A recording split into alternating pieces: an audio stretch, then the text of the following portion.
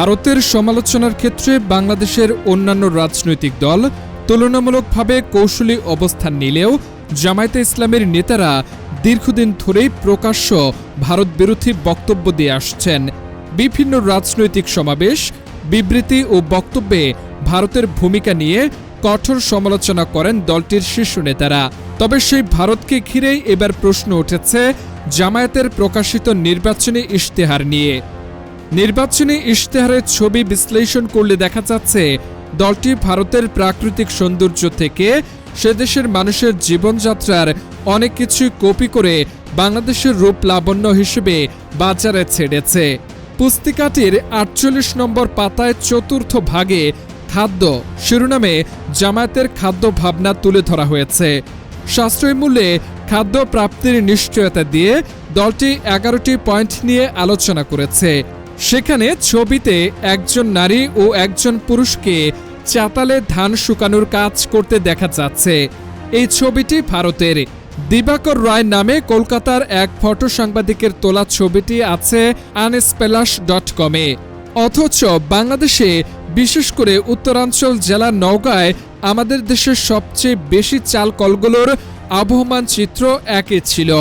৫৪ পাতায় পঞ্চম ভাগে মানসম্পদ ও জনজীবনের মৌলিক মানোন্নয়ন শিরোনামে শিক্ষা ব্যবস্থা, স্বাস্থ্য ও পরিবার কল্যাণ, সংস্কৃতি, ধর্ম ও নৈতিকতা বিষয়ে আলোকপাত করতে গিয়ে জামায়াতে ইসলামী বাংলাদেশের মানচিত্রের ভেতর নানা ধর্ম ও সংস্কৃতির বিষয়টি কোলাজ করেছে। কোলাজে থাকা সাঁওতাল জনগোষ্ঠীর নৃত্যরত ধুতি পরিহিত ঢুলিদের ছবিটিও ভারতের।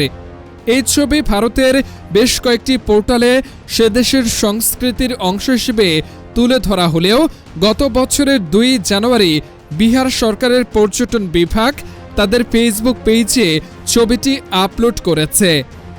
জামায়াত যদি সত্যি বাংলাদেশকে এমন উদারভাবে উপস্থাপন করতে চায়, তাহলে আমাদের নওগাঁ, চাঁপাইনবাবগঞ্জ কিংবা রাজশাহী থেকে এমন কিছু ছবি তুলতে পারত। সেখানে থাকত বাংলাদেশের মাটির ঘ্রাণ। ৫৫ থেকে ৫৯ পাতায় দেশের শিক্ষা ব্যবস্থা ভাবনা তুলে ধরতে স্কুল পড়ুয়া শিশুদের ছবি দেওয়া হয়েছে। ছবিতে দেখা যাচ্ছে স্কুল ড্রেস পরে কয়েকজন শিশু সরিষা ক্ষেতের পাশ দিয়ে যাচ্ছে। মূলত উত্তরপ্রদেশ সরকারের শ্রমিক ডিপার্টমেন্টে প্রকাশিত হয়েছে ছবিটি। ভারতের সরকারি pencil.gov.in ওয়েবসাইটের PDF ডকুমেন্টে ছবিটি পাওয়া যাচ্ছে।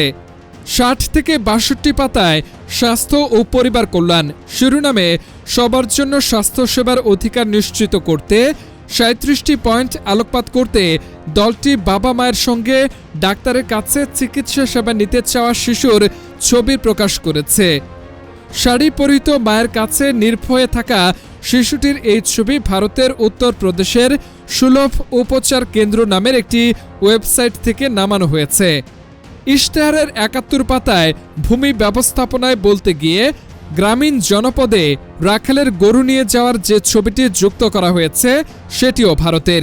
পিন্টারেস্ট প্রকাশিত ছবিটিতে ফটোগ্রাফার bobbyjoshi.com রয়েছে, যিনি ভারতে বেঙ্গালুরু এলাকার বাসিন্দা বলে ফেসবুক প্রোফাইলে লেখা আছে।